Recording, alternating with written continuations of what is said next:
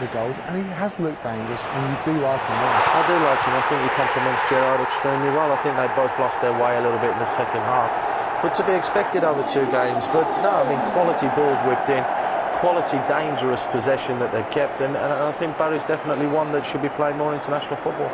Good news for Scotland fans, you have just won against France. Again, the second time now. Which is massive. Topping Group B now.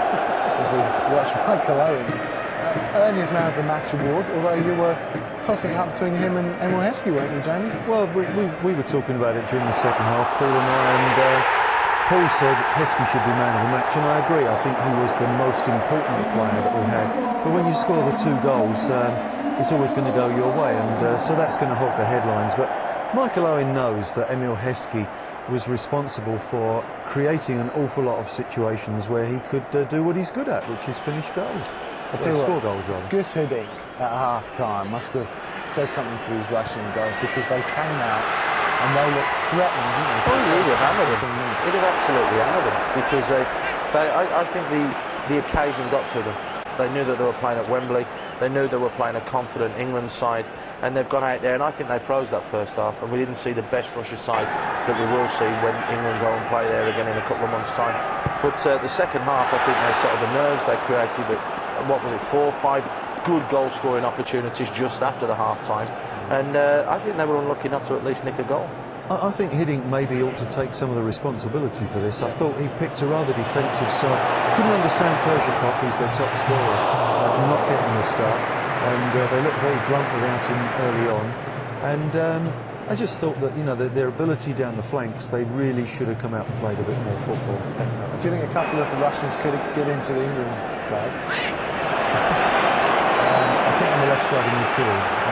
Zherkov, I thought looked a very good player indeed, and he's got a nice left foot. I think he'd make the team. Outside of that, the England side were good. Yeah. Pretty solid at the back. Another game, another clean sheet, so McLaren will be happy with that. I think that the strike pairing worked, and again now you look at it, what is it, 16 games, 15 goals between those two. I mean, it's a phenomenal strike rate when you put it into context of international football, that those two and that partnership score goals for fun.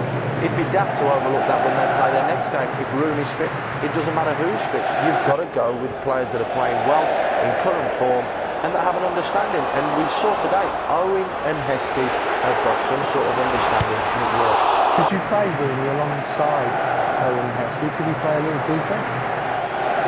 Well, that's a tricky one. Quite often for Manchester United, we've seen Rooney operating pretty much on the left side of midfield, but I'm not sure that we can really go with that at the England level. And it's a real headache for Steve McLaren, because Rooney is a world-class player. You have to pick him, but this pairing has worked so well. Good strike by Ferdinand. Okay, a little bit lucky, but nice to see him up there. Yeah, it was. I mean, you know he was going to start, but look at this ball slotted in from Owen. Barry making the run and dragging the defenders away to create that hole. So Barry indirectly involved in the goal again. But I mean, I love the little bit of trickery here. You have a look at this. Oh, there you go. He just didn't know what he was going to do, did he? I think the keeper's thrown that one in for him and given him a right chance and given him a good opportunity to score a goal. But no, I mean, he struck it well enough. He created a yard for himself with his little bit of a step over. So fair play to him. Just a reminder then of the table. England are 3 points behind Croatia. England face Estonia next. They then go to Russia, and then of course Croatia at home.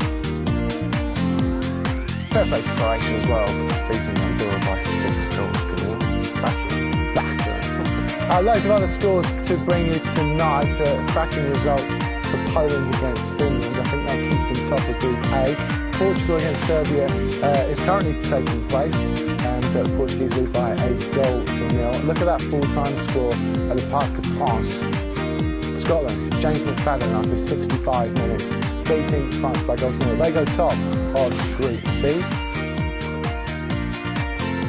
Elsewhere, we see the Czech Republic beating the Republic of Ireland by 8 goals to 0.